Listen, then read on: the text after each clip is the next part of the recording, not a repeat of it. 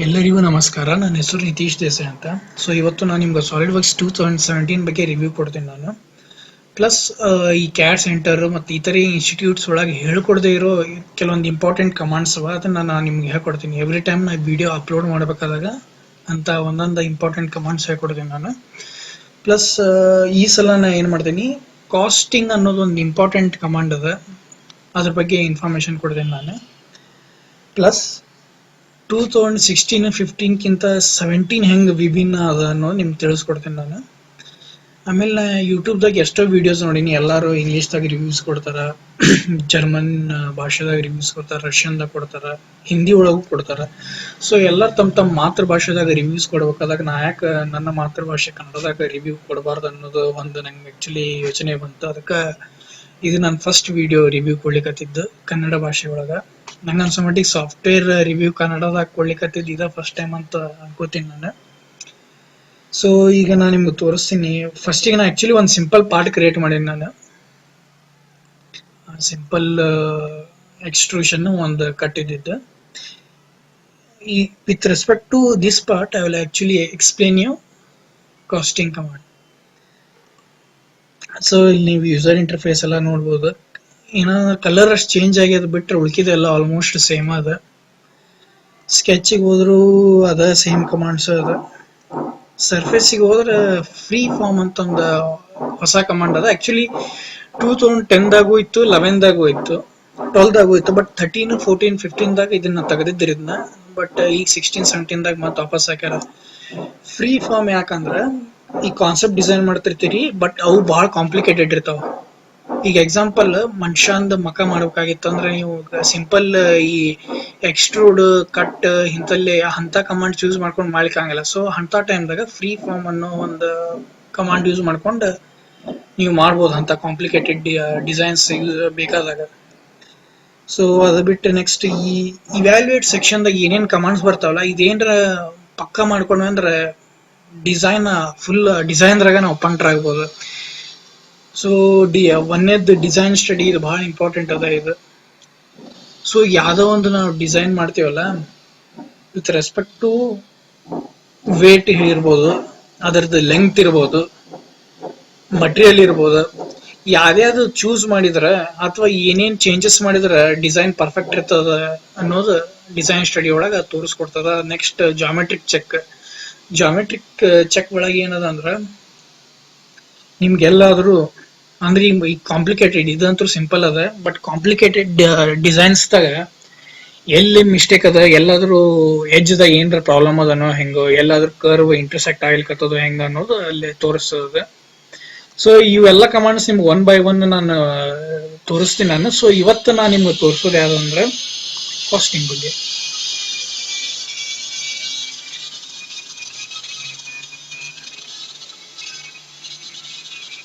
So cost estimation ಭಾಳ important product design ಒಳಗೆ.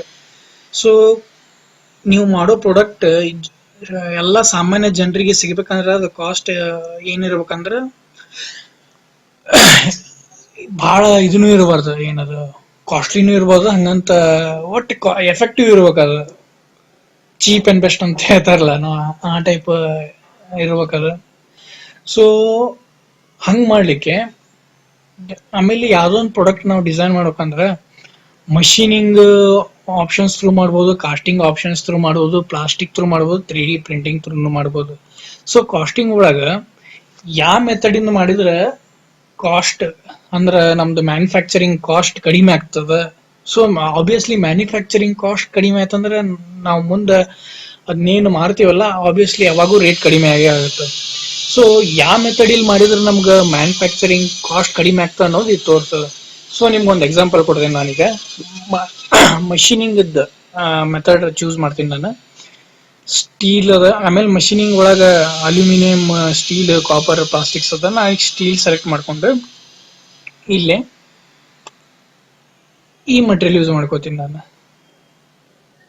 ಸಬ್ material alloy mixed ಇದ್ದಿದ್ದು ಸ್ಟೀಲ್ ಜೊತೆ. ಸೊ ಇಲ್ಲೇ ಮಟೀರಿಯಲ್ ಕಾಸ್ಟ್ ಅಂತ ಕೊಟ್ಟಾರ ಅವರು. ಈ ಮಟೀರಿಯಲ್ ಕಾಸ್ಟ್ ಒಳಗೆ ಹೆಂಗದ ಅಂದ್ರೆ ಈ ಪ್ರೆಸೆಂಟ್ ನಮ್ಮ ಕರ್ನಾಟಕದಾಗ ಎಷ್ಟು ಅದಪ್ಪ 1 ಕಿಲೋ ಸ್ಟೀಲಿಗೆ ಅನ್ನೋದು ನಾವು ಇಲ್ಲಿ ಎಂಟರ್ ಮಾಡಿದ್ವಿ ಅಂದ್ರೆ ವಿತ್ ರೆಸ್ಪೆಕ್ಟ್ ಟು ನಾವ್ ಏನ್ ಇನ್ಫಾರ್ಮೇಶನ್ ಕೊಡ್ತೀವಿ ಅದ್ರ ತಕ್ಕಂಗೆ ಅದು ಕ್ಯಾಲ್ಕುಲೇಟ್ ಮಾಡ್ತದೆ.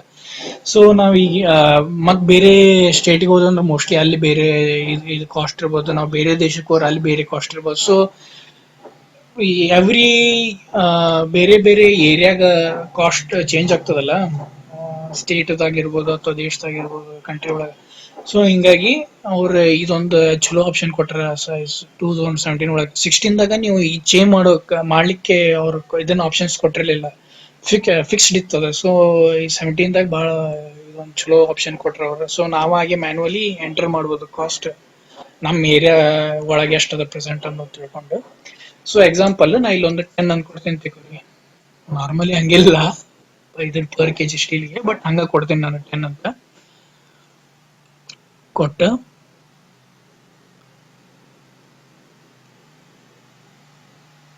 ಇಲ್ಲಿ ಏನ್ ಮಾಡ್ತೀನಿ ನಾ, ಬಿಗಿನ್ ಕಾಸ್ಟ್ ಎಸ್ಟಿಮೇಶನ್ ಕೊಡ್ತೀನಿ ನಾ.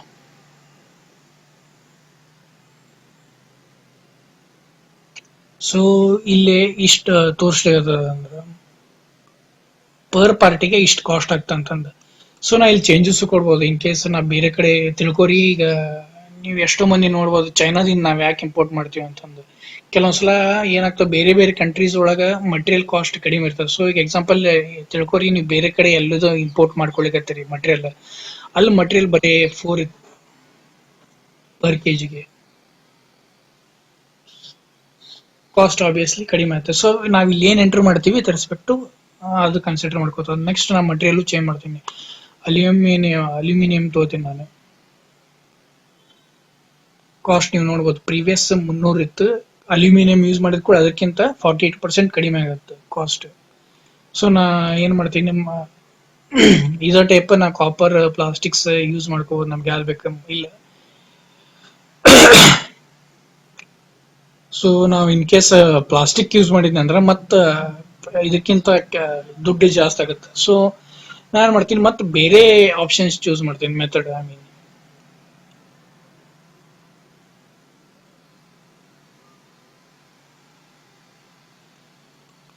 ಸೊ ಕಾಸ್ಟಿಂಗ್ ನೋಡ್ತೀನಿ ನಾ. ಕಾಸ್ಟಿಂಗ್ ಒಳಗೆ ಏನಾರ ಕಡಿಮೆ ಆಗ್ತದೆ ಅಂತ. ಕಾಸ್ಟಿಂಗ್ ದಾಗ ನೋಡ್ರಿ ಬರೀ 54 ಅಂತ ತೋರಿಸ್ತದೆ. ಸೊ ಇಲ್ಲಿ ಕಾಸ್ಟಿಂಗ್ ಒಳಗೆ ಜಿಂಕ್ ಅದ, ಅದರ್ ಅಲಾಯ್ಸ್ ಅದ, ಅಲ್ಯೂಮಿನಿಯಂ ಅದ. ನಾರ್ಮಲಿ ಜಿಂಕ್ ಅಲಾಯ್ಸ್ ಭಾಳ ಯೂಸ್ ಮಾಡ್ತಾರೆ ಕಾಸ್ಟಿಂಗಿಗೆ. ಆಮೇಲೆ ಇವು ಎಲ್ಲ ಸಬ್ ಅಲಾಯ್ಸ್ ಇವು. ಸೊ ಹಿಂಗಾಗಿ ಸೊ ಕಾಸ್ಟಿಂಗ್ ನಾರ್ಮಲಿ ಕಡಿಮೆ ಬೀಳ್ತದೆ ಯಾವತ್ತೂ ಬಲ್ಕ್ದಾಗ ಮಾಡಿಸಿದ್ರ. ಇನ್ ನೆಕ್ಸ್ಟ್ ಪ್ಲಾಸ್ಟಿಕ್ಸ್ ನೋಡೋಣ.